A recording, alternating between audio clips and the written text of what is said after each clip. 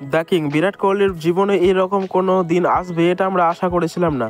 আবারও অন্যায়ের শিকার হতে চলেছে বিরাট কোহলি। বিরাট কোহলিকে টি-20 বিশ্বকাপে নেওয়া হবে না, কারণ তার জায়গায় এমন প্লেয়ার খেলবে যে কিনা অ্যাগ্রেসিভ, এসেই 4 ছক্কা হাঁকাবে। টি-20 গেম বদলে গেছে। বিসিসিআইয়ের বিরাটের মতো কোনো অ্যাঙ্কার প্লেয়ার দরকার নেই, এতে রোহিত শর্মাও একমত। মানে এটাও সম্ভব, বিরাট কোহলির মতন প্লেয়ারকে বিসিসিআই বাদ দিয়ে দিচ্ছে। পেছনের কথা সব ভুলে যায় যখন এই একটা ম্যাচ জিতিয়ে তখন সে অ্যাগ্রেসিভ ছিল, তো বয়স হয়েছে তাই না, 180 স্ট্রাইক রেট নিয়ে খেলেছে, জিতিয়েছে।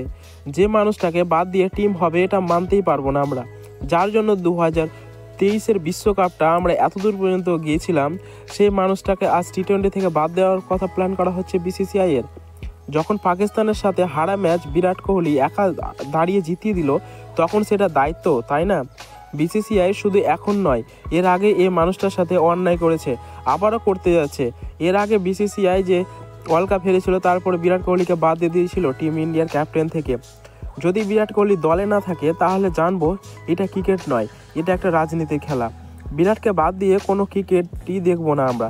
সে যদি খেলতে নাও পারতো বুঝিয়ে দিতাম, কিন্তু ওয়ার্ল্ড কাপে এত ভালো পারফরমেন্সের পর বাজে রাজনীতির জন্য তাকে বাদ দেওয়া হবে, এই বাদ শব্দটাই বিরাটের সাথে হয় না। শুধুমাত্র বিরাট কোহলির জন্য কোটি কোটি ভারতীয় খেলাটা দেখে। ওয়ার্ল্ড ক্রিকেটের সব থেকে বড় চেহারা মানুষকে বাদ দিয়ে বাইরের দেশে খেলতে যাচ্ছে, কে দেখবে এই খেলা? ইউএসএ সময় অনুযায়ী রাতে খেলা হবে, তাই রাত জেগে খেলা দেখার জন্য কিছু চায় না, শুধু বিরাট কোহলিকে চাই আমরা। বিরাট নেই, রাত জাগাও নেই। বিরাট কোহলির মতন প্লেয়ার যদি দলে জায়গা না পায়, তাহলে কোনো প্লেয়ারদের যোগ্যতা নেই সেই দলে জায়গা পাওয়ার।